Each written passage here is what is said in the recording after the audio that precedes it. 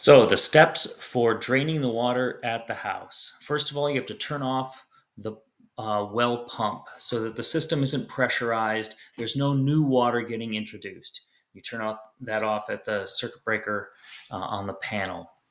And then you need to drain all the lines. You need to take all the supply lines and have those get drained. You need to drain the pump, the water heater, and then any place where there's standing water, it needs to get cleared out. That includes the U-bends in the toilets, the toilet tanks themselves, and a couple of low spots in the supply lines near the water heater, near the laundry room, and in that downstairs bathroom.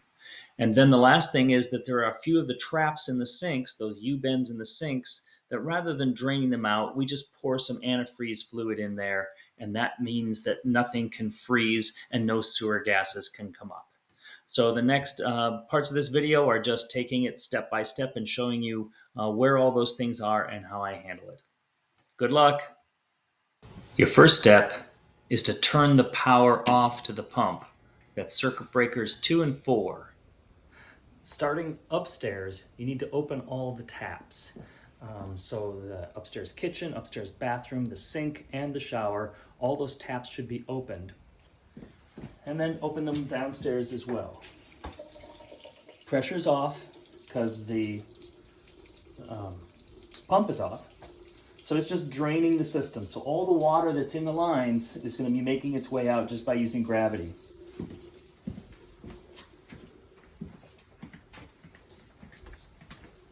You got to drain the water heater as well. So this tap down here, just open that up like any other tap. The water runs, and right now it's running out into the floor drain here. Disconnect the hot and cold water from the washing machine and let those hoses just drip drain out here.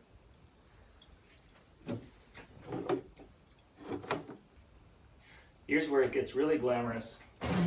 You need to take all the water that's in the toilet out, or it'll freeze and break the toilet. So using a turkey baster that is dedicated to plumbing, we use this to siphon the water out. You need to throw a little bit of antifreeze down each of the traps. Any place where there's a U-bend underneath, you need to put, you can hear it, I just put some down the tub, and now I'm putting it here.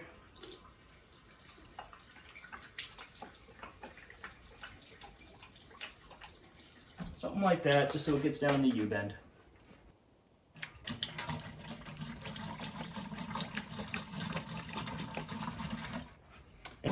I'll put some antifreeze.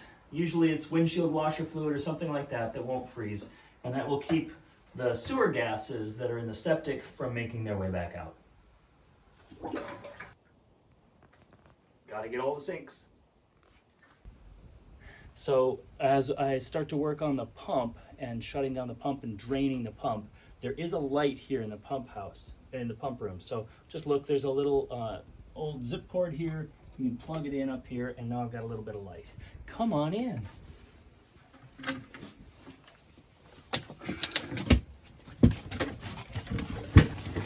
So we got to drain the pump. And so there's a couple of taps here I can do that from. So I'm going to just open this and see if there's any water coming out there.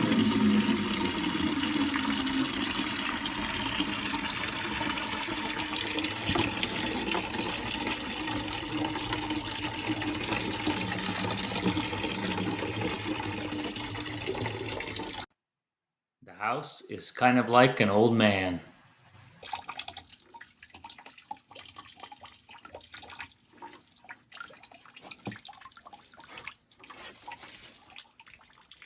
So because it's drawing air through the pipes, water through the pipes, sometimes it'll still drip a little bit, so don't sweat that, but there's not much here at this point, so you don't have to really worry about it. There's a second tab here I'm going to open.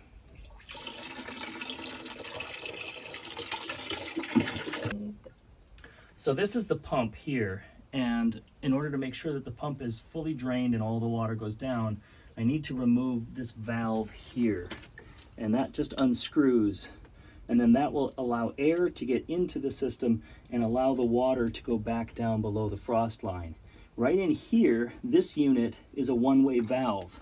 So once the water comes up and in here, it doesn't want to go back down. It won't allow it to go back down.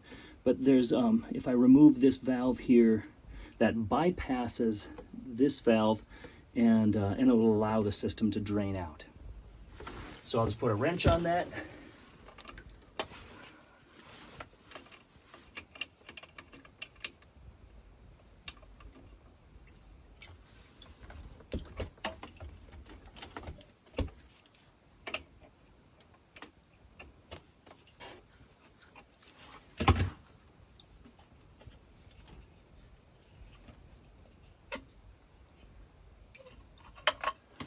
So a little bit of water came out of there, but it's going to allow air to enter into the system now.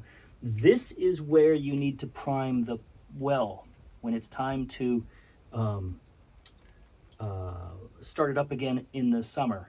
This is where you'll pour water in order to fill it up with water so that the pump has something to pull from.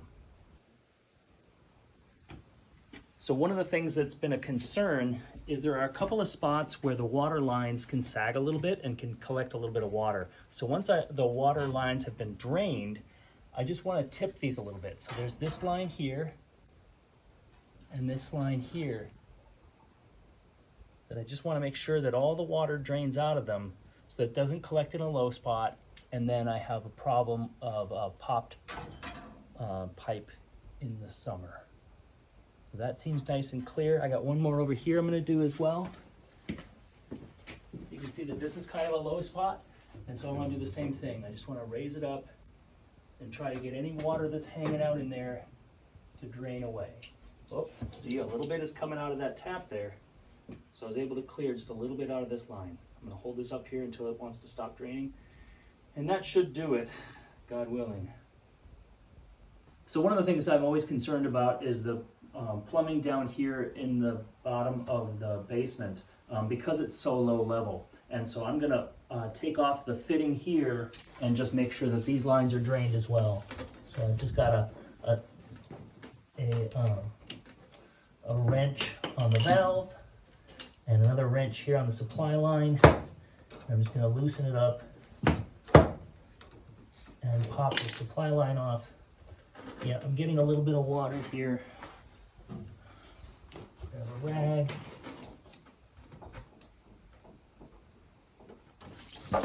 Oh, see, a big gusher there. Good thing I did that.